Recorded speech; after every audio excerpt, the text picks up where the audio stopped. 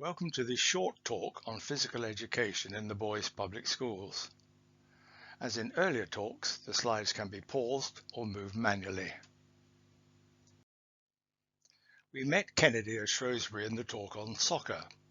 He is probably the first public school headmaster to talk and write about physical education. Writing in the Times in 1857, he counters the claim that too much time at school is given to study. At Shrewsbury, he asserts, there is an appropriate balance between intellectual and physical education. Remember, Shrewsbury is the leading classical school of the period.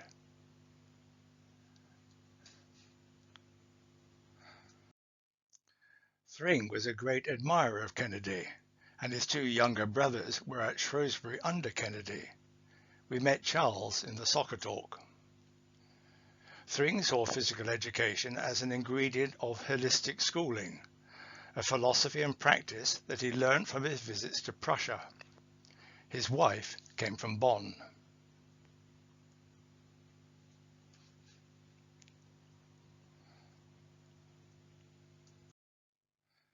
Turnen, the forerunner of today's Olympic gymnastics, was very popular in Prussia from the 1850s.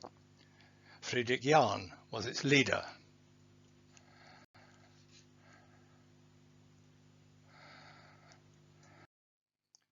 Writing in 1860, the philosopher Herbert Spencer titled the fourth chapter of his book on education, Physical Education. He was surprised that more attention was given by farmers to raising first-class bullocks than teachers gave to the physical education of children, and more to producing horses to win the derby than to produce an athlete or sportsman.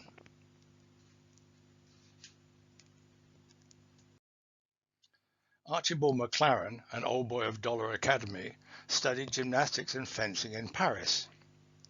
In 1858, he opened a gymnasium in Oxford to teach both to university students. It was a great success. He also founded the prep school, Summerfield, where the boys learnt both. In 1869, he published the first textbook on physical education. Thring opened the first gymnasium at a British school in November 1859. In January 1860, George Bicycle arrived from Prussia to teach gymnastics and fencing. He continued in this role into 1902. He was a close friend of Archibald MacLaren, and it is likely that the gymnastics taught at Uppingham matched that in MacLaren's book.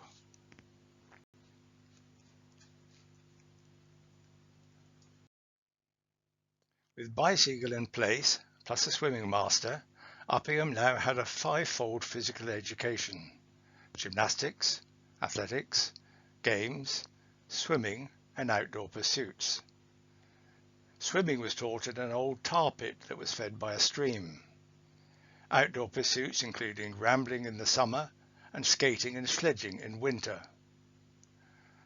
The athletics photograph on this slide is from much later.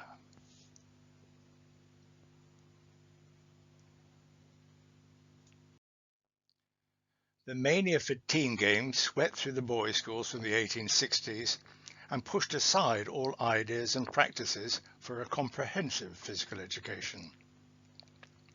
In addition, a Royal Commission on the Defence of the United Kingdom was formed in 1859 to inquire into our ability to thwart an attempted invasion by a foreign power. France was the worry. As a result, schools were encouraged to appoint retired army sergeants to teach military drill to the boys. Most public schools did, and for the next 50 years.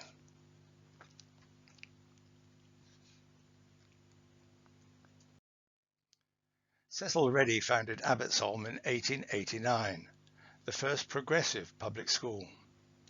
Reddie, like Thring, was much influenced by German ideas and practice. The games cult was tamed, hygiene was taught, weights and heights were logged, and a carefully planned PE program promoted healthy living.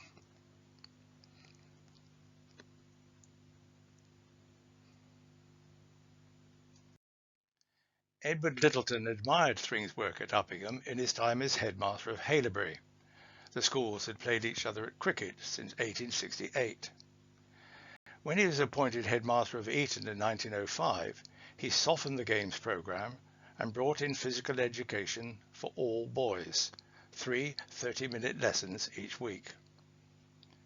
Francis Grenville, who he met in the talk on girls and Swedish gymnastics, was put in charge, and he appointed Reginald Roper as his assistant. Roper had trained at the Royal Gymnastics Central Institute in Stockholm, the first British man to do so. Littleton's opinion that not all Germans should be blamed for the Kaiser's warmongering did not go down well during the Great War, and he retired from Eton. Physical education ended, and military drill returned.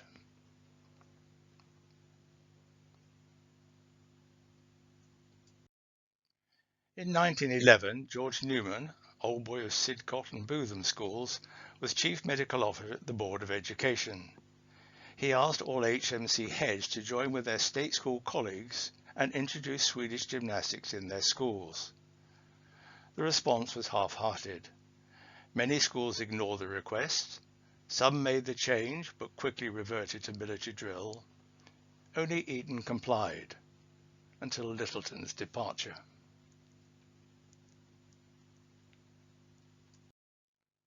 In 1892, John Baddeley left Abbotsholme to found Bedales, the first coeducational public school.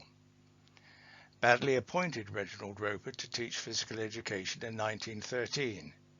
He left Eton before Littleton, in his case because of his pacifism.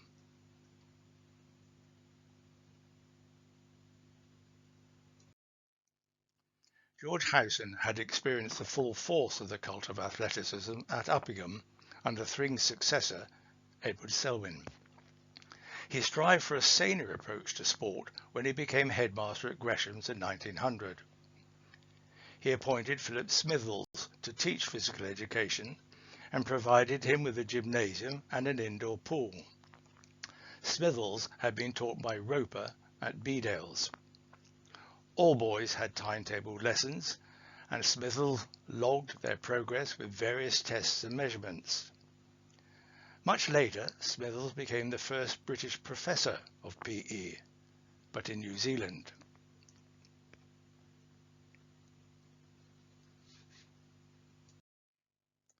Maurice Jacks was appointed headmaster of Mill Hill in 1922, aged 28. He rebelled against the games mania that he had experienced at Harrow and strived to provide a balanced physical education for his boys.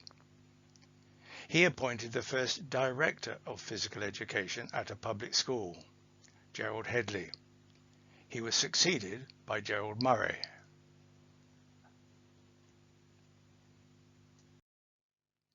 Smithles, Headley and Murray founded the Secondary Schoolmasters Physical Education Association in the 1930s. Remember, only women or men trained in Sweden were allowed to join the Ling Association. With support from the Board of Education, they ran the first physical education courses in England for men. Their efforts led to the creation of the Scottish School of Physical Education and Hygiene at Jordanhill in Glasgow in 1931, and Carnegie College of Physical Education in Leeds in 1933. Now men could become PE teachers. One outlet for the ideas and practice of Smithles, Headley and Murray was the Harrow Conferences for Young Schoolmasters run by Toyle Coad. When he became headmaster of Bryanston in 1932, he put these modern ideas into practice, later under the leadership of Harold Tarraway.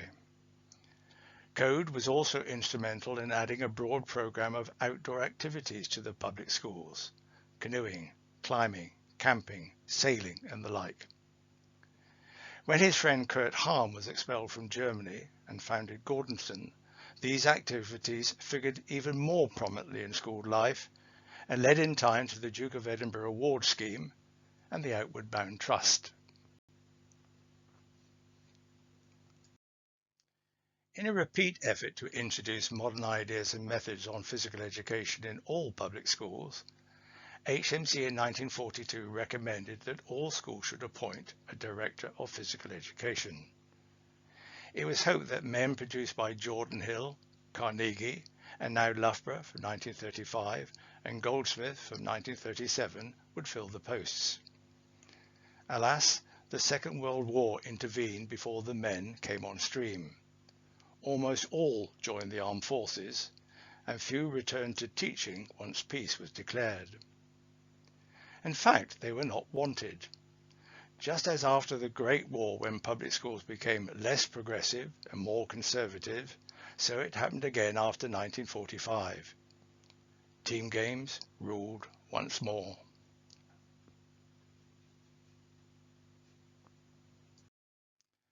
One school that did appoint a Director of Physical Education at this time was Malvern.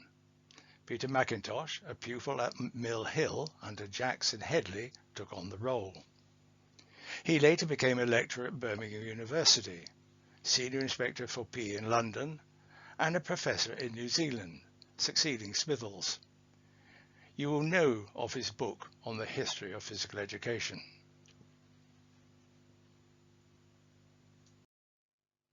Two other schools helped to maintain the PE momentum. Gerald Murray moved from Mill Hill to Marlborough just before the war, and working in partnership with Tommy Hunter, the school doctor, brought PE to a major public school. Much later, in 1969, Marlborough hosted the first Independent Schools Physical Education Conference, still going today. John Dauncey was headmaster at that time, a keen supporter of PE and later principal at St Luke's, Exeter. John Coghlan was appointed Director of Physical Education at Worksop in 1952. He brought many ideas and innovations into the public schools.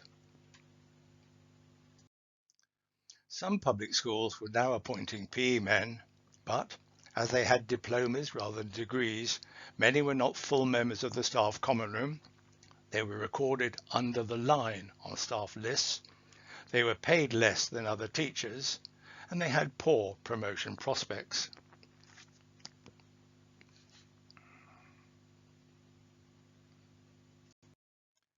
It was the rebranding of colleges of physical education as colleges of education, together with the introduction of the B.Ed degree, that finally prized open the gates of boys' public schools to admit male PE teachers.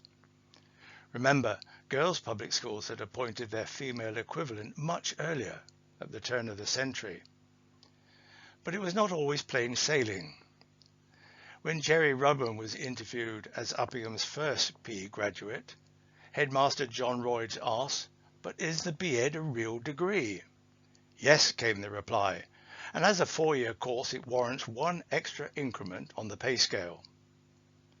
Rudman got the job and the increment. Thank you for listening.